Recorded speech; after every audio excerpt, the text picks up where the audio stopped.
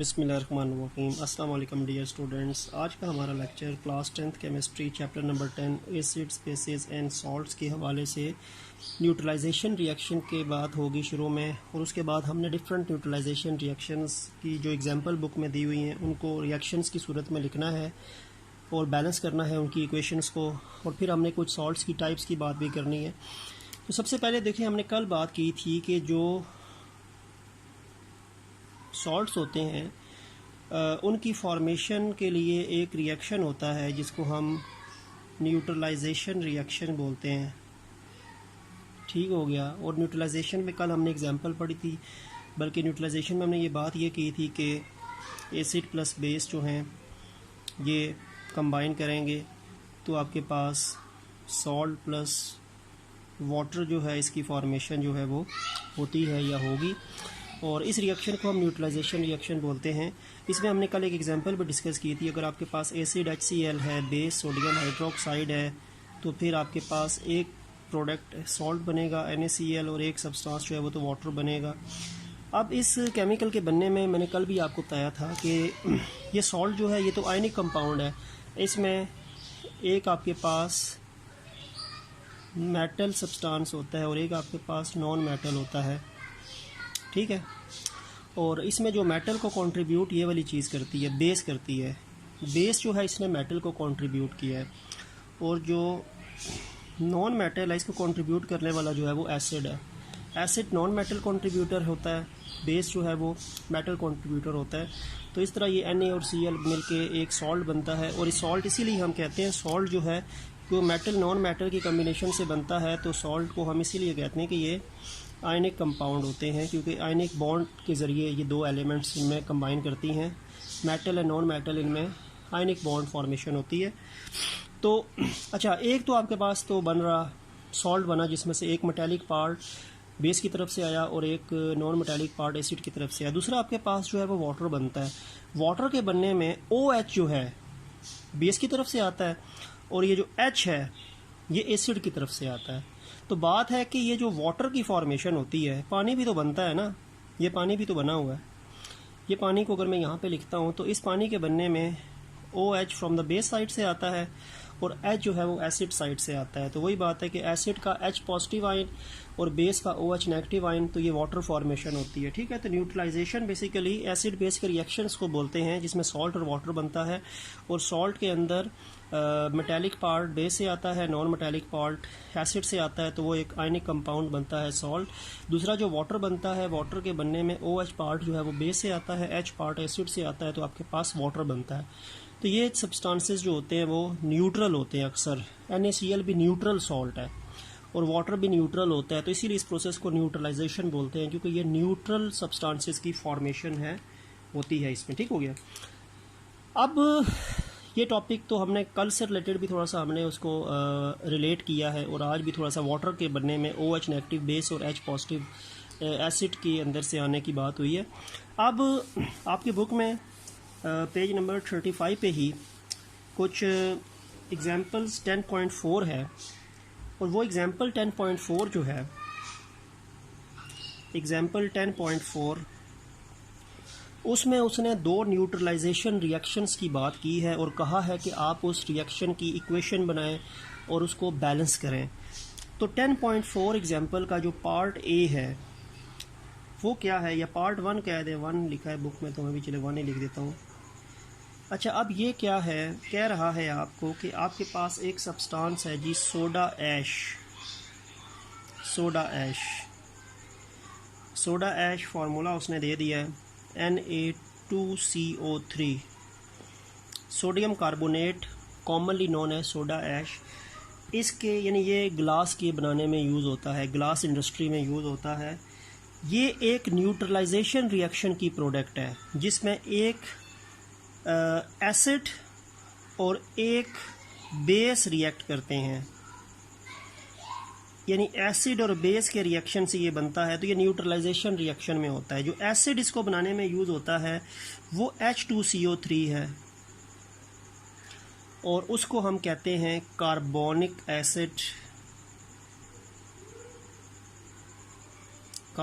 Acid. और जो base है वो है sodium hydroxide NaOH, sodium hydroxide.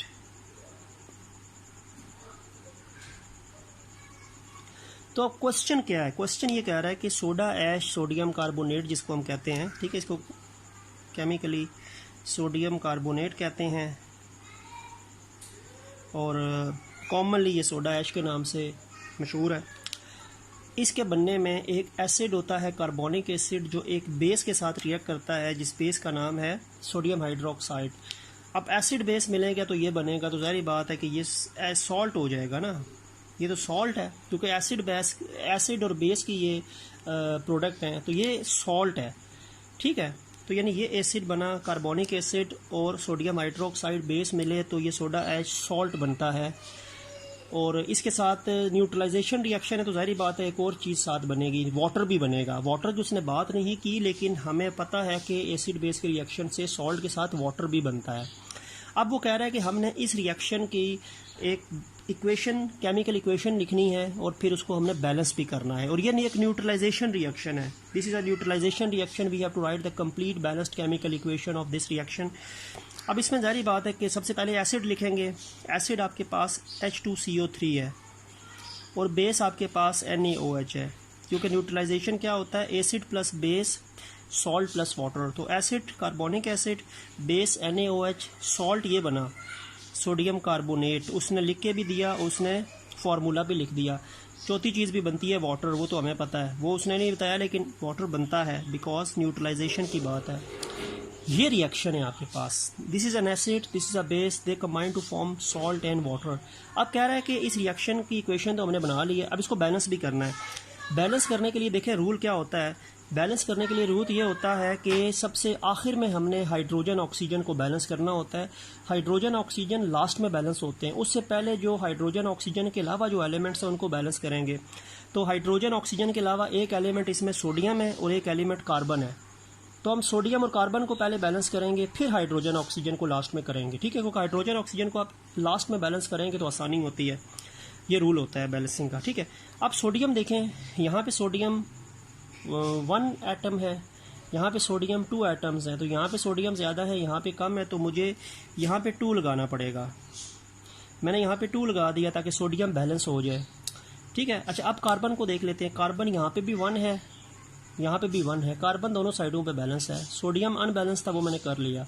अब हाइड्रोजन और ऑक्सीजन ही रह गया, तो पहले हाइड्रोजन को देख लेते हैं। 2 हाइड्रोजन ये हैं और ये H के साथ 2 लगा हुआ है। ये जो 2 है ना, ये सोडियम के साथ भी है, ऑक्सीजन के साथ भी है, हाइड्रोजन के साथ भी है। तो 2 हाइड्रोजन ये वाले और 2 हाइड्रोजन ये वाले, 4 हाइड्रोजन इस साइड पे हैं। यहाँ पे 2 हाइड्रोजन है तो मैंने यहाँ पे 2 लगा लेना है, तो ये ताकि ये 2H2 जो है ये बन जाएगा 4 वाटर के मॉलिक्यूल्स, ठीक है। यानी ये मैं चले ये 2 लगा दिया। इस 2 के लगाने से 2 × 2 4 हाइड्रोजन भी हो जाएंगे, हाइड्रोजन भी 4 हो गए। अब ऑक्सीजन रह गया 3 ये हैं और O के साथ भी 2 है, 5 इस साइड पे 5 ऑक्सीजन है। यहाँ पे देखें 3 ये हो गए और ये ऑक्सीजन के साथ 2 लगा है तो 2 ये हो गए 5।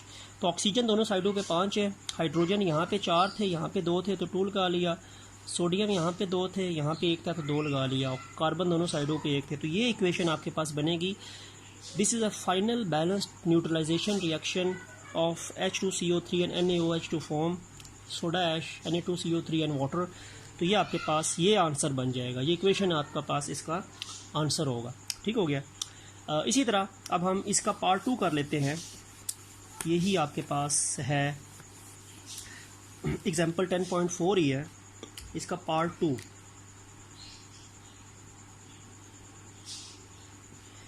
अच्छा, 2 पार्ट क्या है कि आपके पास बेरियम नाइट्रेट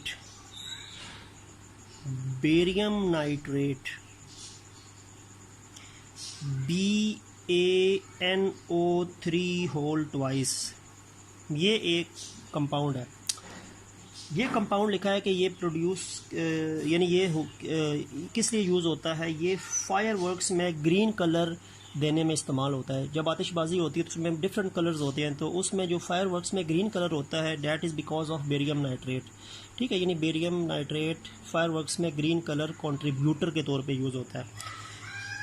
इसके बनने में भी एक एसिड और इसके बनने में एक बेस यूज़ होती हैं। इसके बनने में भी एक एसिड और बेस की इन्वॉल्वमेंट है। तो इसका मतलब है कि ज़ाहिर बात है कि ये फिर न्यूट्रलाइजेशन की बात है। एसिड इसके बनने में जो है वो नाइट्रिक एसिड है, HNO3 nitric acid. Nitric acid plus reaction होगा बेरियम हाइड्रोक्साइड BaOH की पावर 2। इस कंपाउंड का नाम है बेरियम हाइड्रोक्साइड। तो बेरियम हाइड्रोक्साइड बेस है, हाइड्रोक्सल आयन है ना, तो ये बेस है। तो बेरियम हाइड्रोक्साइड नाइट्रिक एसिड से मिलेगा तो ये चीज़ बनेगी। ये जाहिर बात है ये चीज़ जो बनती है तो ये सॉल्ट होगी। एसिड बेस मिलेंगे तो सॉल्ट होता है, प्लस जाहिर बात है चौथी चीज़ वाटर होती है न्यूट्रलाइजेशन में, acid base salt and water. तो वाटर भी बनेंगे, इसने बताया नहीं है लेकिन वाटर भी बनता है। तो ये सॉल्ट है बेरियम नाइट्रेट, जो कि इस एसिड नाइट्रिक और इस बेरियम हाइड्रोक्साइड के मिलने से बनता है। अब हमने इसमें भी वही करना है कि हमने न्यूट्रलाइजेशन रिएक्शन क्योंकि ये है तो हमने कंप्लीट बैलेंस केमिकल इक्वेशन लिखनी है। तो सबसे पहले एसिड लिखते हैं, एसिड HNO3 है। फिर बेस लिखेंगे, बेस बेरियम हाइड्रोक्साइड है। यह मिलेगा तो सॉल्ट, ये जो बेरियम नाइट्रेट सॉल्ट है, बेरियम नाइट्रेट सॉल्ट है, प्लस वाटर बनेगा। ये हमने रिएक्शन लिख लिया, रिएक्शन हमने सबसे पहले बना लिया, acid base salt and water. ये सॉल्ट उसने हमें दे दिया बेरियम नाइट्रेट, जो फायरवर्क्स में ग्रीन कलर कंट्रीब्यूट करता है। वाटर खुद होता है, हमने खुद पता है कि वाटर बनता है न्यूट्रलाइजेशन में, तो वाटर हमें लिखना पड़ेगा। विदाउट वाटर न्यूट्रलाइजेशन कंप्लीट नहीं होती, तो इसीलिए हमने वाटर भी लिखा। और ये न्यूट्रलाइजेशन रिएक्शन हमने कंप्लीट लिखा। बैलेंस अभी देखते हैं है या नहीं। बैलेंस वही करना है कि हाइड्रोजन ऑक्सीजन को लास्ट में बैलेंस करना है। तो हाइड्रोजन ऑक्सीजन के अलावा बेरियम है यहाँ पे और नाइट्रोजन है। पहले बेरियम को देखते हैं। बेरियम ये भी दो एटम, बेरियम का ये भी एक एटम है, क्योंकि यहाँ पे नीचे भी 2 नहीं है, ऊपर भी शुरू में कुछ नहीं है। तो ये बेरियम का एक एटम है, ये भी बेरियम का एक एटम है। तो बेरियम दोनों साइडों पे बैलेंस है। फिर नाइट्रोजन है, नाइट्रोजन यहाँ पे भी एक है, यहाँ पे नाइट्रोजन ये N की होल पावर 2 है ना, तो इसका मतलब है N के 2 एटम्स हैं। तो यहाँ पे नाइट्रोजन 2 हैं, ये क्योंकि N की होल पावर 2 है। यहाँ पे नाइट्रोजन 1 है, तो हमें बैलेंस करने के लिए यहाँ पे 2 लगाना पड़ेगा। अब नाइट्रोजन बैलेंस हो गया, बेरियम ऑलरेडी बैलेंस था। अब देखते हैं जी हाइड्रोजन को। लास्ट में हाइड्रोजन ऑक्सीजन की बात होती है। हाइड्रोजन देखें 2 और H की पावर 2 है ना, होल बेस में 2 है। 2 हाइड्रोजन ये वाले और 2 ये वाले, 4। यहाँ पे कितने हैं? 2 हैं, तो यहाँ पे 2 लगा लूँगा, 4 हो गए। हाइड्रोजन भी 4 हो गए। लास्ट में ऑक्सीजन जो रह गई, ऑक्सीजन 3 एटम, लेकिन 3 मल्टीप्लाई 2, ये 2 3 से मल्टीप्लाई होगा, तो 3 2 6, और O के साथ यहाँ पे भी 2 है, तो 2 ये हैं। 6 ऑक्सीजन ये वाले हैं और 2 ऑक्सीजन ये वाले, 6 2 8 ऑक्सीजन यहाँ पे हैं। यहाँ पे देखें O 3 मल्टीप्लाई 2, 3 मल्टीप्लाई 2 6, 6 ऑक्सीजन ये, और ये O के साथ भी 2 लगा हुआ है ना, ये 2 O के साथ भी है। तो 6 ऑक्सीजन ये हैं और 2 ये हैं, 8 यहाँ पे। तो ऑक्सीजन दोनों साइडों पे 8 हैं। हाइड्रोजन यहाँ पे कम, यहाँ पे जो थे वो ज़्यादा थे, यहाँ पे कम थे, तो 2 लगा लिया। और बेरियम ऑलरेडी बैलेंस था। नाइट्रोजन यहाँ पे 2 थे, तो यहाँ पे मैंने 2 लगा लिया। तो ये यहाँ पे 2 और इधर 2 लगाने से ये रिएक्शन आपका कंप्लीट और बैलेंस हो जाएगा। तो ये भी आपके पास एक सेकेंड रिएक्शन है न्यूट्रलाइजेशन का, जिसको हमने लिखना है और बैलेंस करना है, फार्मूले लिखने हैं जैसे कि हमें गिवन है। ठीक हो गया। इसके बाद आपने आना है, एक टॉपिक है आपका, वो टॉपिक पेज नंबर 37 पे है आपकी बुक के, और वो एक सेल्फ असेसमेंट है। Self assessment number 10.5। इसके फर्स्ट पार्ट जो है, फर्स्ट पार्ट ये है कि आपके पास एक हाइड्रोक्साइड है, मैग्नीशियम हाइड्रोक्साइड। इसकी बात पहले भी हुई थी, इसको हम मिल्क ऑफ मैग्नीशिया बोलते हैं, और ये स्टोमिक एसिडिटी को कम करता है। इज़ एंट एसिड के तौर पे यूज़ होता है, एंट एसिड के तौर पे यूज़ होता है, और ये स्टोमिक एसिड को कम करता है। तो स्टोमिक में कौन सा एसिड होता है? HCl। HCl स्टोमिक एसिड है। जब स्टोमिक एसिडिटी बढ़ती है तो स्टोमिक HCl बढ़ता है, उसको न्यूट्रलाइज करने के लिए ये मैग्नीशियम हाइड्रोक्साइड यूज़ होता है। यानी अगर आपने एसिड के इफेक्ट को कम करना है तो आपको बेस यूज़ करनी पड़ेगी, और बेस अगर ज़्यादा है तो आपको एसिड यूज़ करना पड़ेगा, क्योंकि आपने न्यूट्रलाइज करना है ना, आपने एसिड बेस को न्यूट्रल में कन्वर्ट करना है। तो एसिडिटी को कंट्रोल करने, क्योंकि स्टोमिक में ये वाला एसिड जब बढ़ता है तो आप ये मेडिसिन यूज़ करते हो, मिल्क ऑफ मैग्नीशिया जिसमें होती है। तो इस स्टोमिक एसिडिटी को कम करने के लिए मैग्नीशियम हाइड्रोक्साइड्स को एंट एसिड के तौर पे यूज़ किया जाता है। ठीक है, अब क्या रहा है कि ये मेडिसिन इस HCl स्टोमिक एसिड को न्यूट्रलाइज करती है। तो आपने मुकम्मल एक रिएक्शन बताएं कि ये रिएक्शन क्या होगा।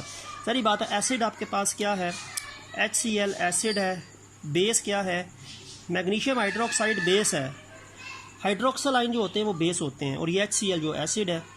एक सॉल्ट बनेगा, एक वाटर बनेगा। सॉल्ट हमें गिवन नहीं है, सॉल्ट हमने खुद लिखना है इस दफ़ा। सॉल्ट मैग्नीशियम क्लोराइड है, सॉल्ट बनेगा MgCl2, magnesium chloride. Magnesium chloride एक सॉल्ट है, ठीक है, मैग्नीशियम क्लोराइड MgCl2। अच्छा, Cl के साथ मैंने 2 इसलिए डाला है क्योंकि मैग्नीशियम की 2 वैलेंसी है, क्लोरीन की -1 है। तो आपको पता होना चाहिए कि मैग्नीशियम +2 हैं, Cl -1 है, तो अब कैंसिल नहीं हो सकती चीज़ें। तो ये चीज़ें जो हैं ये हो जाती हैं, इंटरचेंज हो जाती हैं। तो ये MgCl2 बचेगा, ठीक है, क्योंकि +2 -2 तो कैंसिल हो जाती है, वो MgCl बन जाता। लेकिन जब वैलेंसीज ऑपोजिट वैलेंसीज जो होती हैं ऑपोजिट साइन के साथ वो इक्वल नहीं होती तो वो क्रॉस हो जाती है, तो ये MgCl2 बनता है। तो मैग्नीशियम क्लोराइड बनेगा, MgCl2 मैग्नीशियम क्लोराइड का फार्मूला है, क्योंकि मैग्नीशियम +2 से बिलोंग करता है और Cl -1 था। दूसरा तो वाटर ही बनता है। ये मैंने रिएक्शन तो लिख लिया, यानी ये रिएक्शन मैंने बना लिया। HCl मिला मैग्नीशियम हाइड्रोक्साइड से तो मैग्नीशियम क्लोराइड बनेगा, एक सॉल्ट, ये सॉल्ट है और ये वाटर है, ये एसिड है, ये बेस है, ये सॉल्ट है, ये वाटर है। बैलेंस कर लेते हैं इसको, ठीक है। अब देखें, मैग्नीशियम और क्लोरीन को पहले बैलेंस करते हैं, हाइड्रोजन ऑक्सीजन को लास्ट में। मैग्नीशियम यहाँ पे भी एक है, यहाँ पे भी एक है, क्लोरीन यहाँ पे 2 हैं, यहाँ पे 1 है, तो यहाँ पे मैं 2 लगा दूँ तो क्लोरीन बैलेंस हो जाएगी। अब हाइड्रोजन ऑक्सीजन रहेगी, हाइड्रोजन 2 ये H के साथ 2 है और 2 ये 4, यहाँ पे 2 हैं तो 2 यहाँ पे लगा दें, बैलेंस हो गए। लास्ट में ऑक्सीजन है, O2 है, O के साथ 2 लगा है, यहाँ पे भी ये 2 O के साथ लगा हुआ है, तो ऑक्सीजन 2 ही हैं। तो ये आपके पास रिएक्शन जो है ये बैलेंस हो गया। This is balanced chemical equation of self assessment number 1। Self assessment number 2 कर लेते हैं। 10.5 का सेकेंड पार्ट कर लेते हैं।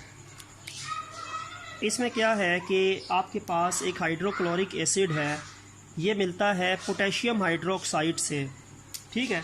तो बनता है, यानी ये जो बात कर रहा है, तो बनता है पोटेशियम क्लोराइड, पोटेशियम क्लोराइड, यानी ये थ्योरी है। यानी हाइड्रोक्लोरिक एसिड मिला पोटेशियम हाइड्रोक्साइड से तो पोटेशियम क्लोराइड बना। सारी बात है, ये सॉल्ट होगा, एसिड बेस के मिलने से बन रहा है, प्लस वाटर भी बनेगा। हमने इसका रिएक्शन का कंप्लीट बैलेंस केमिकल इक्वेशन लिखनी है। सबसे पहले एसिड लिखें, फिर बेस लिखें, salt potassium chloride, potassium chloride का फार्मूला होता है KCl, और वाटर भी बनेगा। ये रिएक्शन होगा, HCl एसिड, KOH बेस, कि पोटेशियम क्लोराइड सॉल्ट, और पोटेशियम क्लोराइड क्योंकि K+1 होता है, Cl -1, तो ये कैंसिल हो जाएगा, फार्मूला KCl बनेगा, ठीक है। +1 -1 कैंसिल हो जाएगा, KCl बनेगा। तो इसीलिए 2 मैंने नहीं लगाया, KCl2 नहीं लगाया, जैसे MgCl2 लगाया था पहले, और साथ वाटर H2O।